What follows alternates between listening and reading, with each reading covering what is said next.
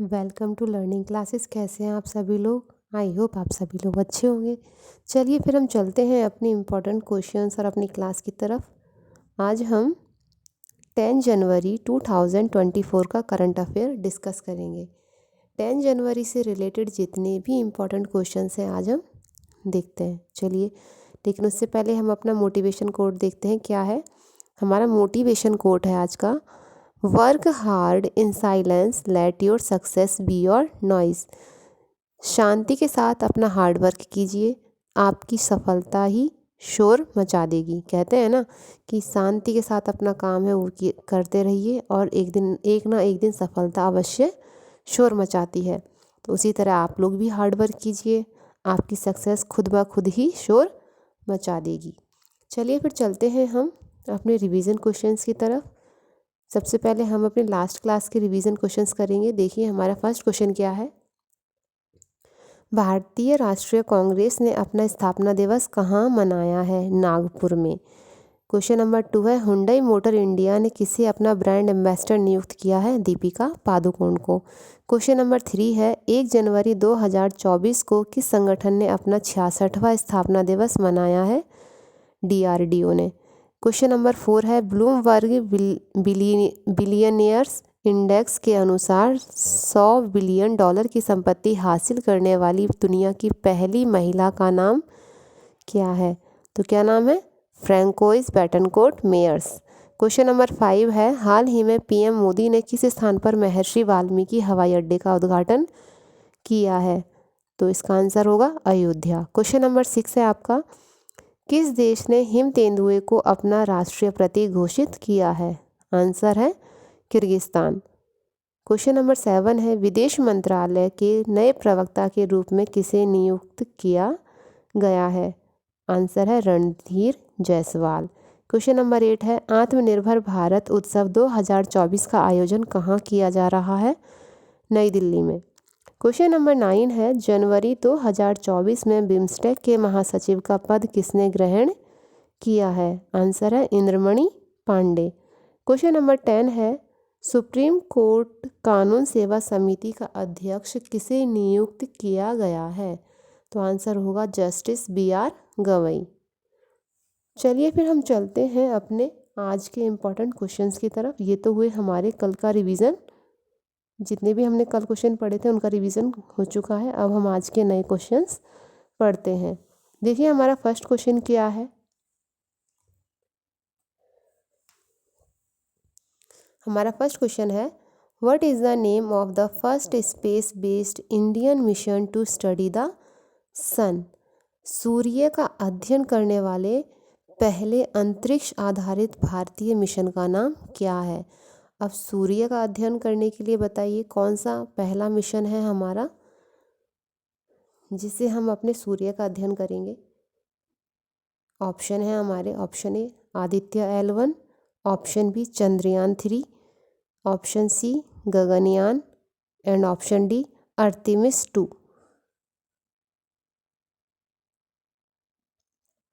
बताइए सूर्य का अध्ययन करने वाले मिशन का नाम बताइए जो भारतीय मिशन है। तो हमारे इस क्वेश्चन का आंसर होगा ऑप्शन ए आदित्य L1। अब सूर्य का अध्ययन कर रहे हैं तो सूर्य से रिलेटेड ही उसका मतलब मिशन का नाम होगा ना। तो क्या नाम है? आदित्य L1। और सूर्य का पर्यायवाची भी होता है आदित्य। चलिए फिर देखते हैं इससे इम्पोर्टेंट पॉइंट्स।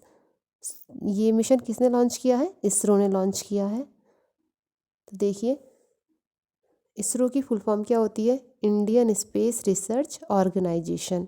और इसका इस्टेब्लिशमेंट कब हुआ था? फॉर्मेशन 1969 में। इसरो का हेडक्वार्टर कहाँ पर है? बेंगलोर में। इसरो के चेयरमैन कौन है? S सोमनाथ। इसरो के अनुसार सूर्य का अध्ययन करने वाला भारत का पहला मिशन सितंबर 2023 में लॉन्च किया गया था। कब हो गया था सूर्य का अध्ययन करने के लिए पहला मिशन लॉन्च? सितंबर 2023 में। और अभी देखिए आदित्य L1 सूर्य का अध्ययन करने वाला पहला अंतरिक्ष आधारित भारतीय मिशन है।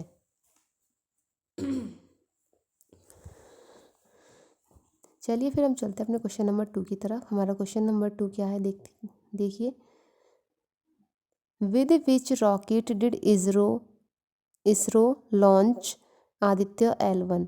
इसरो ने आदित्य L1 को किस रॉकेट से लॉन्च किया है? बताइए, किस रॉकेट से लॉन्च किया है इसरो ने आदित्य L1 मिशन को, जो सूर्य का अध्ययन करने के लिए हमारा पहला मिशन है, जिसे सितंबर 2023 में लॉन्च किया गया था। बताइए किस रॉकेट से लॉन्च किया गया है इस मिशन को? तो हमारा ऑप्शन है देखिए, PSLV C11, option B LV M3M4, option C PSLV C57, option D LV M2। बताइए क्या होगा हमारे क्वेश्चन नंबर 2 का आंसर? हमारे क्वेश्चन नंबर 2 का आंसर होगा option C PSLV C57। PSLV की फुल फॉर्म क्या है? Polar satellite launch vehicle. तो जो हमारा आदित्य L1 मिशन है ना, इसे हमने कौन से रॉकेट से लॉन्च किया है? PSLV C57। चलिए चलते हैं हमारे क्वेश्चन नंबर 3 की तरफ। हमारा क्वेश्चन नंबर 3 है, name the project director of Aditya L1। बताइए आदित्य L1 के प्रोजेक्ट डायरेक्टर का नाम क्या है? इस प्रोजेक्ट को जिसने डायरेक्ट किया है ना, जो इस पूरे प्रोजेक्ट का हेड था, वो कौन है? बताइए। तो हमारे क्वेश्चन नंबर 3 के ऑप्शन हैं, option A Rashmi Shukla, option B Jaya Verma Sinha, option C Rekha Sharma and option D Nigar Shaji. बताइए कौन है आदित्य L1 प्रोजेक्ट की डायरेक्टर?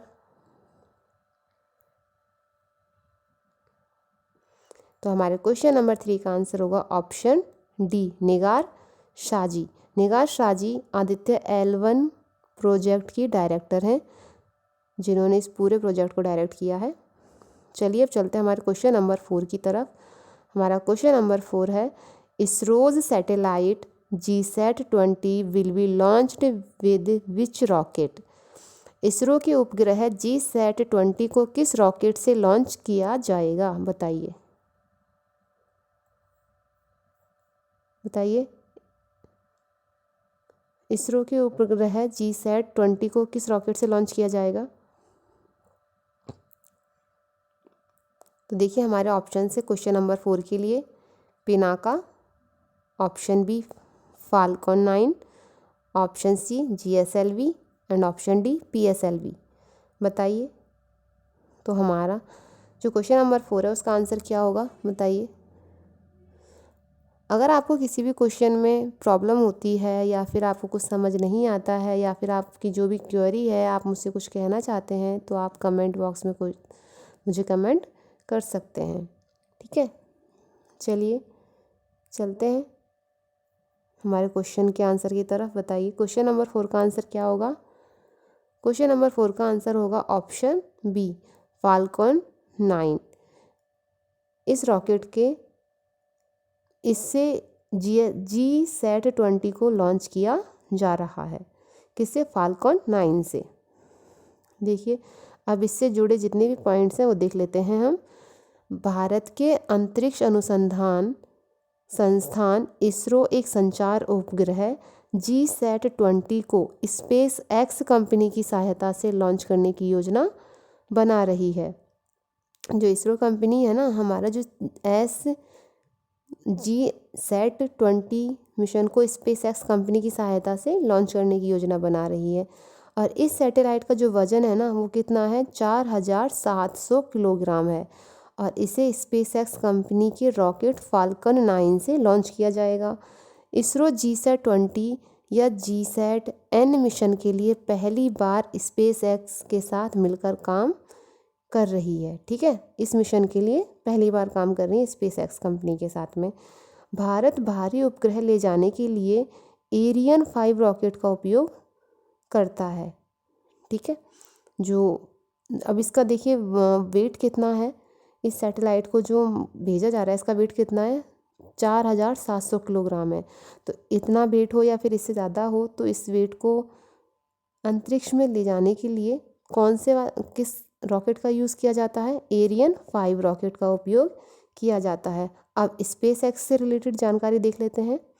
देखिए स्पेस एक्स कंपनी जो है ये इसका हेडक्वार्टर कहाँ पर है?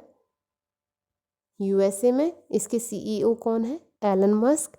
और इसका फॉर्मेशन कब हुआ था? 14 मार्च 2022 को। सॉरी, क्या बोल रही हूँ मैं। देखिए स्पेस एक्स कंपनी का हेडक्वार्टर कहाँ पर है? यूएसए में। सीईओ है एलन मस्क एंड इसका फॉर्मेशन कब हुआ था? 14 मार्च 2002 को। चलिए चलते हैं नेक्स्ट क्वेश्चन की तरफ। हमारा नेक्स्ट क्वेश्चन है question number 5, which has become the first country in Asia and the second in the world to launch hydrogen powered urban trains. Hydrogen संचालित शहरी ट्रेनों को लॉन्च करने वाला एशिया का पहला और दुनिया का दूसरा देश कौन सा बना है? बताइए। हाइड्रोजन से संचालित ट्रेन, जो ट्रेन हाइड्रोजन से चलेंगी ना, उनको लॉन्च करने के लिए एशिया का पहला और दुनिया का दूसरा देश कौन सा बना है? बताइए। हमारे क्वेश्चन नंबर 5 के ऑप्शंस हैं। Option A Germany, option B Nepal and option C China, option D India. बताइए कौन सा देश है जो एशिया का तो पहला और दुनिया का दूसरा देश बना है हाइड्रोजन संचालित शहरी ट्रेनों को लॉन्च करने वाला? बताइए। तो हमारे 5th क्वेश्चन के लिए ऑप्शंस हैं। Option A Germany, option B Nepal, option C China and option D India. बताइए क्वेश्चन नंबर 5th का आंसर क्या होगा? हमारे क्वेश्चन नंबर 5th का आंसर होगा ऑप्शन सी चाइना। अब इससे रिलेटेड जो पॉइंट्स हैं वो देख लेते हैं।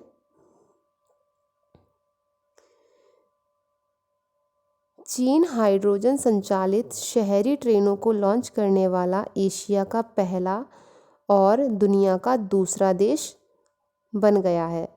जर्मनी पहला देश था जिसने हाइड्रोजन से संचालित ट्रेनें चलाई थी पहले। ठीक है, देखिए आगे। और जिसने सितंबर 2022 में हाइड्रोजन से चलने वाली ट्रेनों की शुरुआत की थी जर्मनी ने। जर्मनी ने कब शुरुआत की थी? सितंबर 2022 में। फ्रांस की कंपनी एल्स्टॉम द्वारा विकसित जर्मन ट्रेन ने बिना ईंधन भरे 1175 किलोमीटर की दूरी तय करने का रिकॉर्ड बनाया है। वो भी बिना ईंधन भरे चलाई थी। कितनी? 1175। अब देखिए चाइना की जो इम्पॉर्टेंट डिटेल्स हैं वो देख लेते हैं। चाइना की कैपिटल बीजिंग, करेंसी क्या है चाइना की? रेनमिनबी एंड यहाँ के प्रेसिडेंट कौन है? Xi Jinping. ठीक है, चलिए फिर हम चलते हैं नेक्स्ट क्वेश्चन की तरफ। हमारा क्वेश्चन नंबर 6 है, for which program was Bangladesh chief minister Sheikh Hasina selected in the 2024 elections. 2024 के चुनाव में बांग्लादेश की मुख्यमंत्री शेख हसीना को किस कार्यक्रम के लिए चुना गया था? बताइए। क्वेश्चन नंबर 6 का आंसर क्या होगा? हमारे ऑप्शन से option A 5th term, option B 4th term, option C 2nd term and option D 3rd term. बताइए कौन से टर्म के लिए बांग्लादेश की मुख्यमंत्री शेख हसीना को चुना गया है? बताइए। तो इसका आंसर होगा option A 5th term.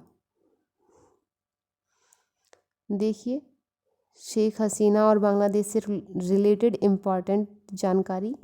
Sheikh Hasina को चुनाव में बांग्लादेश की प्रधानमंत्री के रूप में 5वीं बार जीत हासिल हुई है। शेख हसीना लगातार तो नहीं, मतलब बीच बीच में गैप आया है, लेकिन ये लगातार 5वीं बार चुनी गई हैं।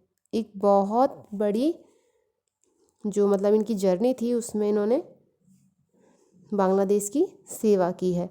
अब देखिए बांग्लादेश की कैपिटल क्या है? ढाका, करेंसी है बांग्लादेशी टका और यहाँ के जो प्राइम मिनिस्टर हैं वो हैं शेख हसीना, और यहाँ के प्रेसिडेंट कौन है, मोहम्मद शहाबुद्दीन। ये बांग्लादेश से रिलेटेड जो इन्फॉर्मेशन थी वो दे दी मैंने आपको। अब चलिए चलते हैं हम नेक्स्ट क्वेश्चन की तरफ। हमारा क्वेश्चन नंबर 7 है, तांगेल साड़ी, गारत साड़ी और कोरियल साड़ी को अलग अलग जीआई टैग मिला है। बताइए ये साड़ियाँ कहाँ की हैं। Option A Uttar Pradesh, option B Orissa, option C Maharashtra and option D West Bengal. बताइए ये साड़ियाँ कहाँ की हैं। तांगेल साड़ी, गारत साड़ी और कोरियल साड़ी, इनको अलग अलग जीआई टैग मिला है। तो देखिए हमारे क्वेश्चन नंबर 7 का आंसर होगा ऑप्शन डी वेस्ट बंगाल। वेस्ट बंगाल की हैं ये तीनों साड़ियाँ, तांगेल साड़ी, गारत साड़ी और कोरियल साड़ी, इनको जीआई टैग मिला है। देखिए इन तीनों प्रोडक्ट को अलग अलग जीआई टैग मिला है, और इन तीनों साड़ियों की खास बात यह है कि ये सभी हैंडलूम साड़ियाँ हैं, हाथ से बनाई हुई साड़ियाँ। चलिए नेक्स्ट क्वेश्चन तरफ देखते हैं। हमारा नेक्स्ट क्वेश्चन क्या है, recently Khajuri jaggery of which state has got GI tag. हाल ही में किस राज्य के खजूरी गुड़ को जीआई टैग मिला है। बताइए ये खजूरी गुड़ किस राज्य का है। Option A Bihar, option B Madhya Pradesh and option C West Bengal, option D Orissa.